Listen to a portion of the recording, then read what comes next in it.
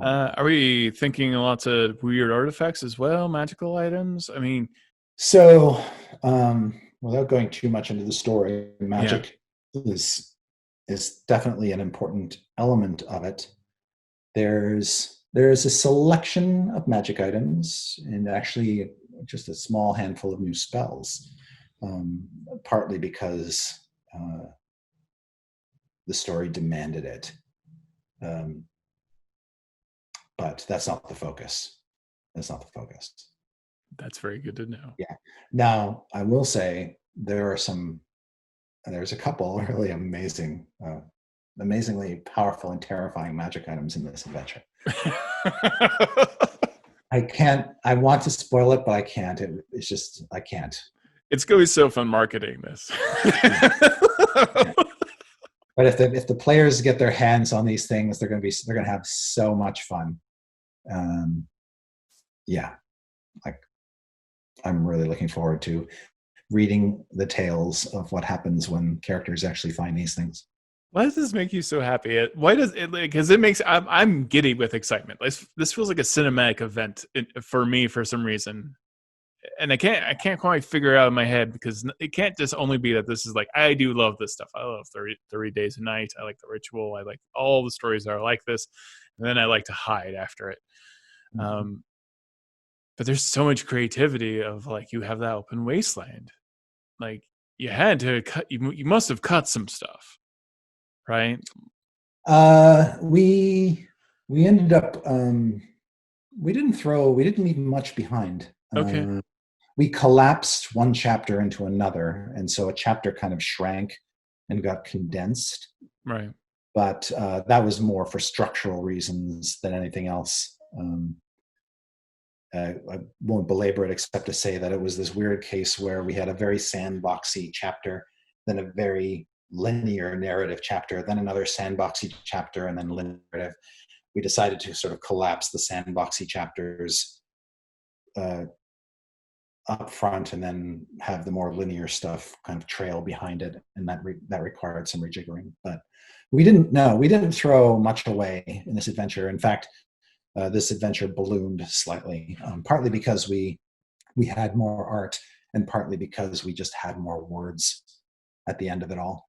There are 26 discrete adventure locations.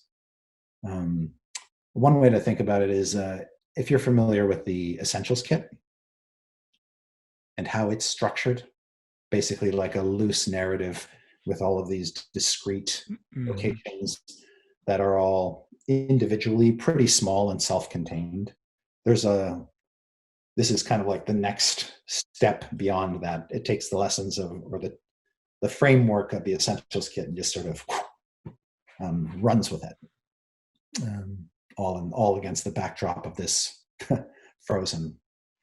It's like a very, very large dungeon in terms of like it's just fat, And, like it's like and then lots of there, spread out locations, and then but there are a couple. There are a few sort of big showpiece locations as well. That was also important, and that is not everything can be a short kind of one night stand. There's a couple big villainous kind of dungeon locations that I think DMs will really love. I won't go too much into that except to say they're not like any our normal dungeon locations. I have a feeling I'm going to miss the days of Dungeon of the Mad Mage and the claustrophobia of that. um, Oh, there's there. I think that claustrophobia is a real fear. Well, it is a real fear, obviously, and there will be some fun little claustrophobic elements in this one as oh, well. good, good. Yeah,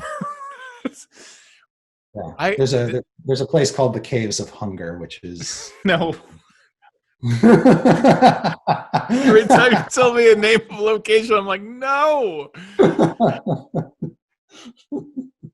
This being an adventure level 1 through 12, I'm concerned of like you may get to the end, but will you still like yourself? Like, will you still be okay? Because this is there's almost a um, when you go through that much scariness, the horror becomes psychological, even if you survive all these monsters or artifacts that you encounter, or the townsfolk themselves and their beliefs and what they want to do to you because you're an outsider. What are you going to be at level 12 when you finally walk out of the wastes, or do you decide to stay? Well, that'll depend on the choices you make, and I mean, there is a happy ending to the story if you sort of make it all the way and you do the right things. Icewind Dale will be in a much better place. But as for you personally, with all the sort of horrors you've seen, well, you know, you can take comfort in the treasure you found and the friends you made along the way. The friends you've eaten along the way to survive.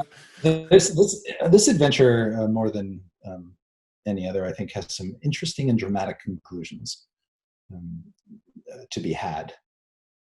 And I look forward to seeing how many parties end up going the one way and how many end up going the other and that kind of thing. It already feels like it very much everyone gets together and tells how they ended their story. I mean, chances are your character is going to end the same way Jack Nicholson's character does in The Shining, just this, you know, frozen dead corpse in the snow. But if not, the possibilities are endless. That's the tagline, right, on the book? So the tagline on the book is "Some secrets are worth dying for." Oh.